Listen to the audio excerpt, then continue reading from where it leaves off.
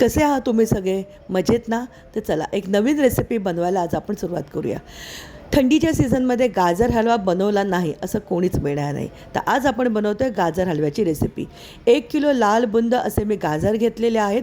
इथे गाजर जर जास्त लाल असेल तर गाजर हलव्याचा रंग हा अप्रतिम येतो. 1 लिटर फुल फॅट मिल्क घेतले म्हणजे म्हशीचं दूध घेतलेलं आहे. कढाईमध्ये थोडंसं 2 टेबलस्पून पाण्यामध्ये दूध टाकायचं आहे आणि इथे आपण जसं बासुंदी करण्यासाठी दूध घट्ट करून घेतो त्याच प्रकारे इथे आपल्याला दूध घट्ट करून घ्यायचं आहे.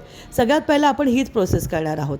आता गाजर स्वच्छ धुतलेले आहेत, किसून घ्यायचे आहेत. आपल्याला किसण्याचं जे काम आहे हे कायम मी माझ्या मिस्टरांकडून करून घेते. त्यावेळेस झटपट हे गाजर आपले किसून होतात. हे आहेत माझे मिस्टर संदेश टिके.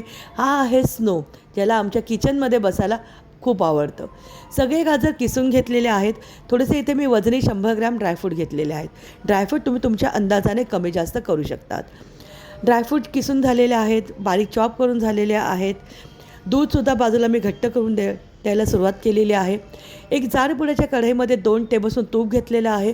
त्यामध्ये सुरुवातीला हे सगळे ड्रायफ्रूट खमंग परतून घेऊया. आता ह्या उरलेल्या तुपामध्ये गाजरसुद्धा आपल्याला परतून घ्यायचं आहे.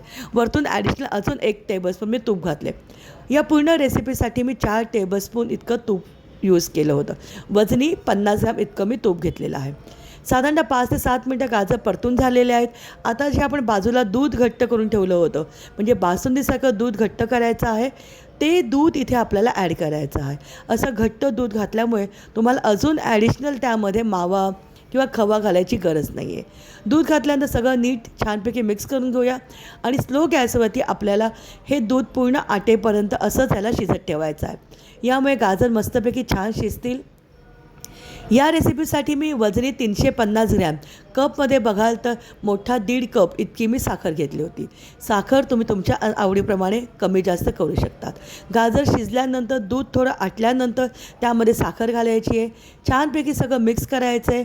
जे ड्रायफ्रूट आपण आधीच परतून घेतले होते तुपामध्ये ते सुद्धा ॲड करायचे आणि मंद आचेवरती सगळं घट्ट होईपर्यंत आपल्याला ह्याला असंच ठेवून द्यायचं आहे. साधारणतः ही पूर्ण प्रोसेस होण्यासाठी 35 ते 40 मिनटं लागतात. जेव्हा साखर पूर्णपणे वितळून जाते, गाजर हलव्याचा जो रंग आहे हा हलकासा डार्क लाल रंग यायला सुरुवात होते. गॅस बंद करण्याच्या आणि त्यामध्ये 1 टेबलस्पून तूप टाकलं तर गाजर हलव्याला चकाकी अप्रतिम येते.